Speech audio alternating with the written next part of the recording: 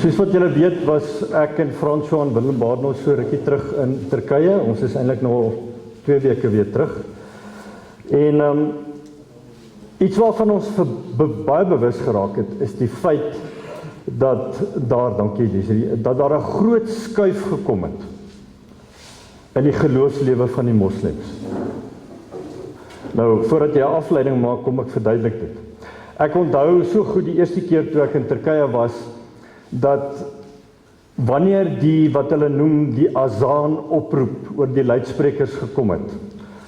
Eerste keer toe ek in Istanbul was, ek het 5 keer 'n dag, is daar oproep tot gebed, dis wat die azaan is. Wanneer daai speakers aangaan en jy hoor dis nie gebede nie, dis 'n oproep tot gebed. En elke keer wanneer daai oproep tot gebed gekom het, dan het jy oral gesien hoe mense skielik gekniel het.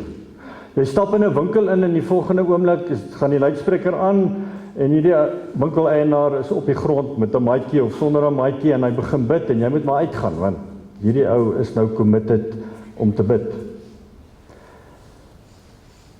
Deesdae steur die mense in die land hulle nie veel meer daaraan nie. Hierdie oproep van gebed kom nog steeds 5 keer 'n dag. Maar dis nie meer so opvallend dat mense skielik alles tot stilstand bring en net bid nie. Islam word oor die algemeen meer tradisioneel en konservatief beoefen in die suidooste deel van oostelike dele van Turkye, terwyl in die westerse gebiede wat meer toerisme areas is, dit nie so opvallend is nie. Dis waar dit eintlik die eerste keer opvallend geraak het, dat mense hulle net nie meer steur nie. Baie moslim of islam godsdienstig begin lewe. In die suidoostelike dele, meer 'n Koerdiese gemeenskap, baie meer konservatief en daar nog baie meer toegewyd aan die oproep tot gebed. Dis ook die areas waar ons natuurlik verbintenisse het.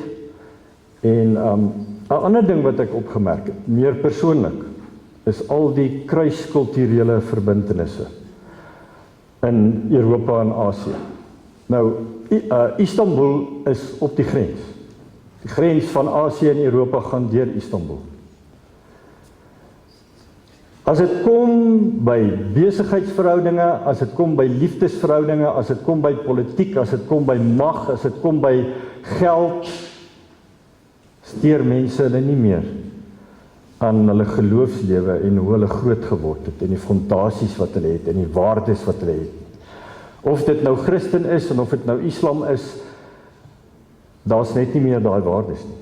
Daai beginsels waaraan jy al die jare as kind blootgestel was, is asof dit nie meer saak maak.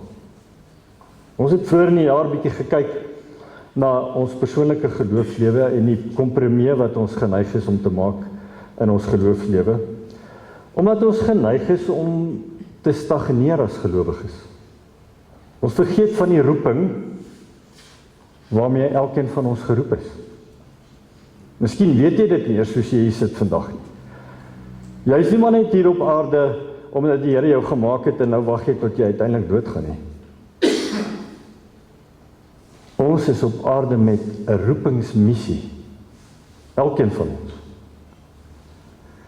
En voordat die wêreld ooit Jesus Christus ernstig sal opneem, sal die kerk eers vir Jesus Christus ernstig moet opneem. Ek en Desiree het voor in die week gesprek gehad oor wat tans besig is om te gebeur in die NG Kerk, en julle is bewus daarvan, of dalk nie, dat die kerk besig is om gemeentes reg oor die land hof toe te sleep, omdat sommige gemeentes sterk standpunt ingeneem het teen die feit dat die kerk onbybelse besluite neem en dat onbybelse praktyke besig is om plaas te vind.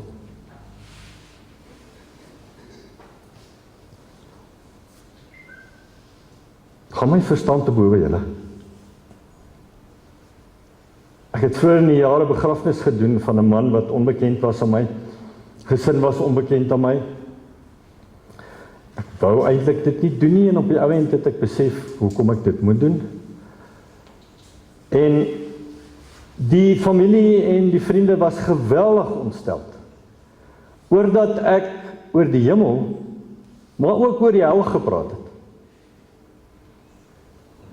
Soveel so dat die seun ontsteld na die tyd vir sy ma gesê het, sien maar, dis hoekom ons nie kerk toe gaan nie. Omdat Bybelse waarhede in die kerk verkondig word wat my nie pas nie, waarvan ek nie hou nie. Dit skud my gemak. Nadat kerke in die wêreld hulle self in 'n posisie van kompromie geplaas het wat LGBTQ aanbetref, lesbian, gay, bisexual, transgender, queer.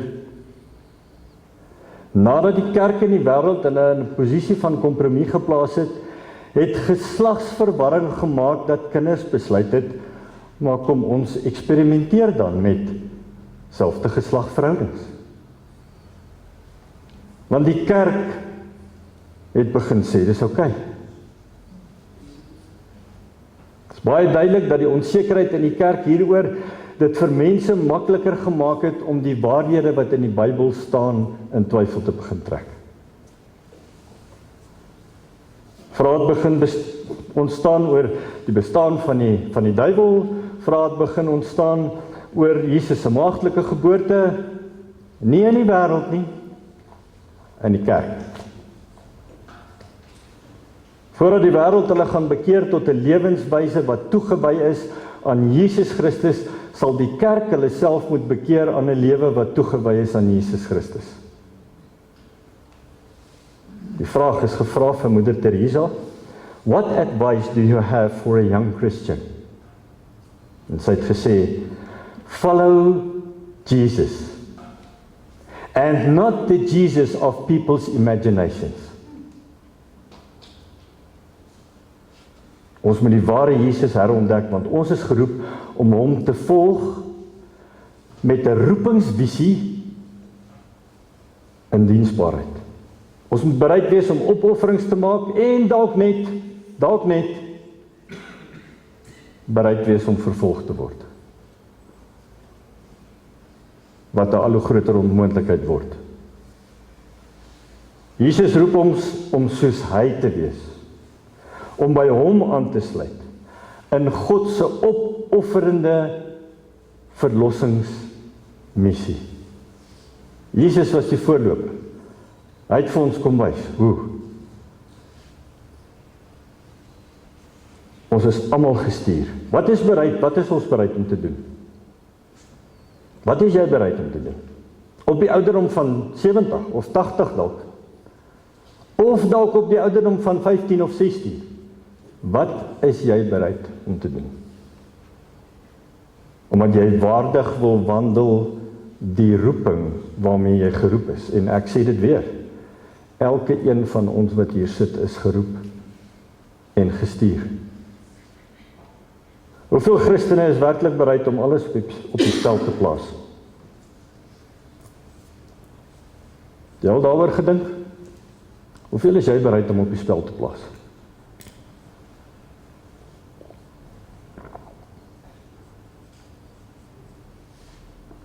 Twee jaar gelede het Etienne Minnaar ons gemeente besoek tydens een van ons sending naweke. Hy was 'n tolk gewees, Ahmed was hier van Turkye af en Etienne en sy gesin was vir amper 20 jaar in Turkye sendelinge. Almal van hulle praat die taal vlot, Turks. En die van julle wat sal onthou dat Etienne daai naweek vreeslik gesukkel met pyn, kon nie eintlik al die events bywoon daai naweek nie. By ons huis op 'n stadium moes ons vir hom 'n matras op die grond gooi, want hy kon net nie op die bed kom nie en later uitgevind hy het kanker en Etienne is laas jaar oorlede. Hulle het as gesin al hulle ondersteuning verloor wat hulle gehad het nadat sy pa oorlede is, Andrew se pa, Andrew en Talita. Andrew is 19 jaar oud, laas jaar matriek geskryf. Sy sussie 23 jaar oud, Talita, en het hulle nog 'n ouer sussie. En hulle was ons tolke gewees nou toe ons in Turkye was. Die twee jong mense. en hulle wil hulle pa se bediening in Turkye voortsit. As gevolg van die feit dat hulle ondersteuning verloor het, is hulle ma genoodsaak gewees om uit hulle woning uit in Turkye, en sy is nou in Engeland waar sy aangebied het om vir YWAM te werk. Ons het baie gesprekke met Andrew gehad, en op die ou end het Andrew besluit, nadat ek het gesien hoe dat hy baie tyd met die Here spandeer op ons hele trip daar, nadat hy op die ou end besluit het, hy koop 'n eenrigtingkaartjie, met die geld wat hy oor het, na die suidooste van Turkye toe, want hy glo dis waar die Here hom wil gebruik. Ahmed het aangebied om vir hom verblyf te gee. Hy het net gesê, dis wat die Here hom roep om te doen. 19 jaar oud, hy kan terugkom Suid-Afrika toe, maar hy voel die Here het hom geroep, om dit wat hy geleer het in Turkye, hy ken die taal vlot, om dit te doen. Die gevaar is, dat ons baie keer net die naam van die Here gebruik, tot ons eie voordeel. Mag God my help om tog hierdie werksgeleentheid te kry. Mag die Here my help om nie siek te word terwyl ek voor ek op vakansie gaan nie. Ons is so geneig om die Here te gebruik vir ons eie doeleindes, wanneer dit by aanbidding kom. Ons kom hierheen om alles wat ons is en alles wat ons het aan hom te offer, aan God te offer, om te doen soos wat hy goed dink, vir sy doel, nie vir ons doelwitte nie. Ons is nie op aarde vir ons eie doelwitte nie. Matteus 20:21-22 staan daar, toe kom die vrou van Zebedeus met haar 2 seuns by Jesus en kniel voor hom om hom 'n guns te vra. Wat kan ek vir u doen, het Jesus gevra. Sy sê vir hom, beloof my dat hierdie 2 seuns van my in u koninkryk langs u mag sit, een aan u regterhand en een aan u linkerhand. Hierdie moeder vra vir Jesus om haar seuns te seën met die hoogste posisie van invloed in die koninkryk van God. En Jesus se antwoord? Julle weet nie wat julle vra nie. Julle weet nie wat julle vra nie. Ons het die evangelie so ondermyn en so begin manipuleer om ons te pas. Dit gaan nie net oor wat Jesus vir ons aan die kruis gedoen het nie, maar dit gaan oor wat hy van ons vra om te doen vir hom. Naamlik om by hom aan te sluit in ons roeping, in ons sending, wat lei na die kruis. Ons het die geloof en selfs die kruis selfs soms begin besoedel, omdat ons die kruisdaad eintlik omskep het in juweliersware. Predikers is so skuldig daarin, en miskien was ek ook al daarin skuldig, om mense te beloof dat dit finansiëel met jou sal goed gaan, en dat die Here jou sal seën as jy net sal gee en as jy net sal glo. Terwyl ons inteendeel na die kruis geroep word, ons word geroep om ons kruise op te neem en om hom te volg. 'n Oproep wat alles wat jy is en alles wat jy het op te offer. Selfs tot die punt van die dood. Want dis wat dit sommige gelowiges kos. Om Jesus na die kruis te volg is nie maklik nie. Dit was vir Jesus ook nie maklik nie. Matteus 26, toe het hy Jesus, toe het hy bedroef en beangs geword en vir hulle gesê, ek voel doodsbenoud. Wie van ons het al doodsbenoud gevoel vir die Here? En selfs aan die kruis het Jesus uitgeroep, my God, waarom het U my verlaat? Want die krag van die opstanding. Die Here sê, moenie bang wees nie. Want die krag van die opstanding.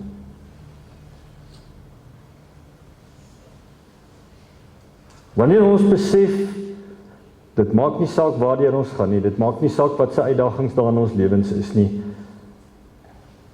Die opstanding is vir die gelowiges die motivering wat ons bevry om in ons roeping te beweeg. Die opstanding maak dit vir ons moontlik om vry te kan beweeg in ons roeping, in ons sending, in ons gestuurdheid.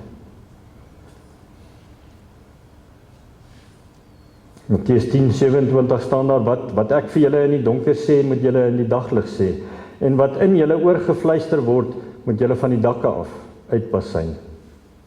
Waar gaan ons die inligting kry wat ons nodig het om getroue getuies te wees vir die Here Jesus?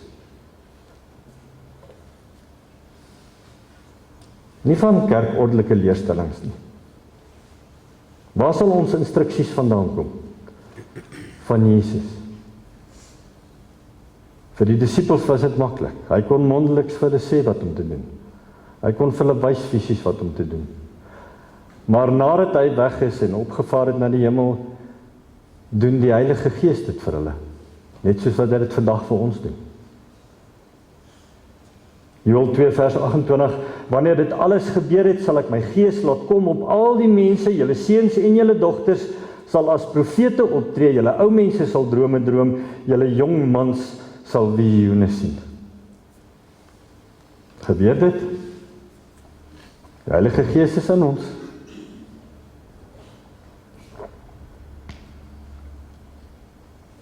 Ons het die vermoë. Ons het die Heilige Gees. Ons het die vermoë om die instruksies van Jesus te ontvang. Ons het jong manne en ou manne op ons leierskap. Manne wat alles in hulle vermoë doen om die Here reg te hoor. Met die hoop dat die gemeente bid vir die leierskap. Want ons moet luister na die stem van God. Alwaarna ons moet luister. Stem van God. Wat ek vir julle in die donker sê, moet julle in die daglig sê. Dit was die praktyk van Jesus se lewe elke dag gewees. En die disippels het dit geweet, hulle het dit verstaan. Jesus het elke dag stil geword om sy Vader se stem te hoor. Dis al maniere hoe ons roeping sal kan omhels en hoe ons kan verstaan waarvoor ons geroep is as ons stil word en die Here se stem hoor. Jesus sê hy het nooit enige iets gedoen buiten wat die Vader vir hom sê nie. Hoeveel goed doen ek en jy elke dag sonder om by die Here te hoor? So in die disippels se gedagtes was dit vir hulle duidelik dat jy nie eers in die oggend uit jou huis uitgaan voordat jy nie seker gemaak het jy laat die Heilige Gees toe om jou te lei in elke besluit en elke tree wat jy gee nie. Afhanklik van hom. Handelinge 10 vers 1 staan daar, en daar was in Caesarea 'n man met die naam Cornelius, 'n hoofman oor 100 van die sogenaamde Italiaanse leerafdeling. Hy met sy hele huis was vroom en godvreesend en het baie almoses aan die volk gegee en was altyd deur in die gebed tot God. Cornelius was nie 'n nie-Joodse soldaat, maar hy het die God van Israel aanbid. Maar hy was nie toegelaat om saam met die Jode te aanbid of offerandes te bring nie. Hy kon kyk, maar hy mag nie deelgeneem het nie. Die Jode in Jesus se tyd het 3 keer per dag gebid. 9:00 in die oggend, 12:00, 3:00 in die middag. En hier staan eendag om 3:00 die middag het Cornelius 'n visioen gehad. Wanneer het hy 'n visioen gehad? Toe hy gaan om te bid. Toe hy voor die Here stil word. God praat altyd. Die probleem is ons luister nie altyd nie. En met al die geraas en die invloede van die wêreld is dit seker nie 'n wonder dat ons nie altyd die Here hoor nie. Dat die Here nie soms eers 'n woord inkry nie. Daarom is dit so belangrik om doelbewus tye te hê om na God te luister. Ons moet leer om na God te luister. Dit is nie iets wat gebeur net in die loop van die dag as jy nie stil word voor die Here en luister nie. Handelinge 10 vers 3, hy het duidelik in 'n gesig omtrent die 9de uur van die dag 'n engel van God na hom sien inkom en vir hom sê, Kornelius. Toe hy stil word om te bid, het hy duidelike stem gehoor wat sê, Kornelius. En God het vir hom toe, julle kan gaan lees, allerlei aanwysings gegee, en in vers 9 staan daar, en die volgende dag, terwyl hulle op pad was en naby die stad kom, het Petrus omtrent die 6de uur op die dak geklim om te bid. En hy het later honger geword en hy wou iets hê om te eet, en terwyl die mense die ete klaarmaak, het hy in geesvervoering geraak. Wanneer het hy in geesvervoering geraak? Toe hy gebid het. Het is absoluut noodsaaklik dat ons God se unieke en individuele roeping en sending in ons lewe identifiseer, en ons kan dit net doen as ons bid en tyd spandeer met God. Persoonlik tyd met hom spandeer. En dan nie net na hom te luister nie, maar ook die moed van ons oortuiging te hê om op te tree en te praat wanneer dit nodig is. Om nie stil te bly nie. Volgelinge van Jesus het 'n roepingsidentiteit en ons moet dit uitleef. Matteus 10:32 Elkeen dan wat my sal bely voor die mense, hom sal ek ook bely voor my Vader wat in die hemel is. Maar elkeen wat my verloon, wat maak asof hulle my nie ken nie, wat stil bly wanneer hulle vir my moet opkom, wat moet praat wanneer ek tussen ongelowiges is, wat die Here se naam eintlik gebruik, of wat dinge sê wat God nie eer nie, elkeen wat my verloon vir die mense, hom sal ek ook verloon vir my Vader wat in die hemel is.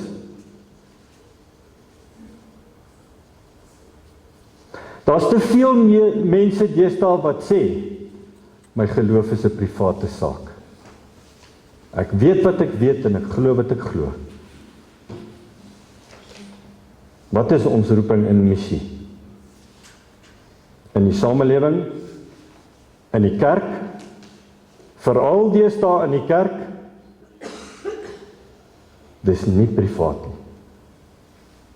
Dis nie iets privaat nie. As ons in die geloof op grond van die woord van God lewe, kan ons nie daaroor skaam wees nie. Ons kan net nie. Die liefde van Jesus dring ons om nie stil te bly nie. Wat vrees ons? Wat vrees ons? Konflik? Vervolging? Verwerping? Ons geloof is publiek. Want ons is op 'n missie. Ons is gestuurdes. Ons is op 'n sending missie. Daar waar jy ook al beweeg. Dis publiek. Hoe erken mense Jesus in jou?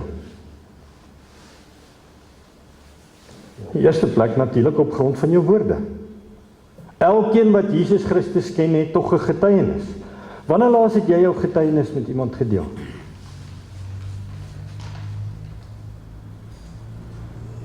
Tweede ding wat mense sien is jou lewenstyl, né? Op grond van jou lewenstyl. Jy het 'n dinamiese, groeiende verhouding met Jesus Christus. En dis iets wat mense behoort te sien. Te dikwels stem ons geloofsoortuigings nie ooreen met ons lewenstyl nie. Dis twee verskillende goed. Jy kan nie aan die wêreld getrou wees, die wêreld probeer happy hou en gelukkig hou en konflik met die wêreld probeer vermy, terwyl jy die wêreld probeer verander om Jesus Christus te leer ken nie. Dis nie moontlik nie. Want volgelinge van Jesus weet wie se liefde en aanvaarding werklik saak maak. Ek herinner myself nou in 'n teks, die Here herinner my seker aan 'n teks in Galasiërs 1 vers 10. Soek ek dan die guns van mense of soek ek die guns van God? As ons Jesus regtig ken, weet ons wie se liefde en aanvaarding werklik saak maak. God se. Wanneer jy deur moeilike tye gaan, wanneer jou geloof uitgedaag word, wanneer jy op elke moontlike manier aangeval word, wanneer jy verwerp voel, onthou wie se liefde en aanvaarding werklik saak maak. Matteus 10 vers 28. Moenie vrees vir die wat die liggaam doodmaak, maar die siel nie kan doodmaak nie. Maar vrees hom liewer wat die siel sowel as die liggaam kan verderwe in die hel. Dawid het tot God gebid, Psalm 139. En hy het gesê, U het my gevorm. U het my aan mekaar geweef in die skoot van my moeder. Ek wil U loof, want U het my op 'n wonderbaarlike wyse geskep. Glo jy dit van jouself? Here, U het my op 'n wonderbaarlike wyse geskep. Dis wat God sê, nie ek nie. Jy het nie die agting en die goedkeuring van die wêreld nodig nie, selfs nie eens die agting en die goedkeuring van jou familie en vriende nodig nie.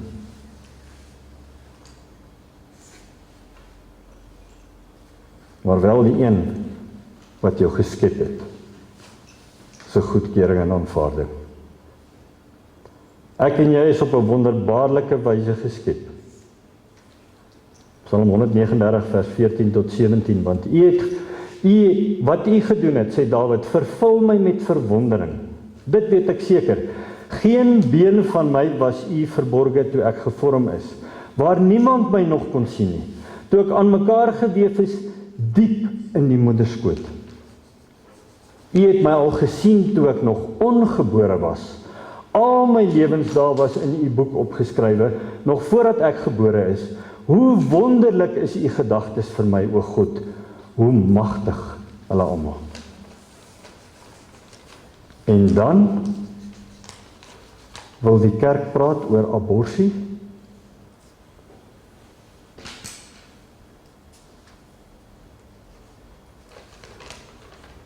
Die enigste ding wat ons ooit in hierdie lewe moet vrees, is om nie gehoorsaam te wees aan God nie. Dis al ding wat ons moet vrees. Is om nie gehoorsaam te wees aan God nie. Om nie in die vrees van die Here te leef nie. Dit moet jou bang maak.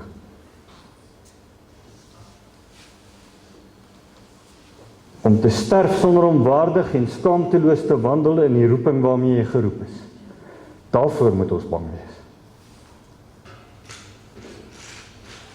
Ek en jy kan nie stil bly as die woord van God geminnig en verontagsaam word nie.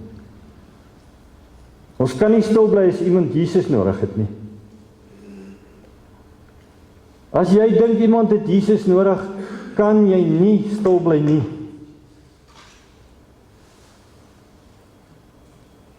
Die Here sal die woorde in jou mond lê wat jy nie eers van weet nie.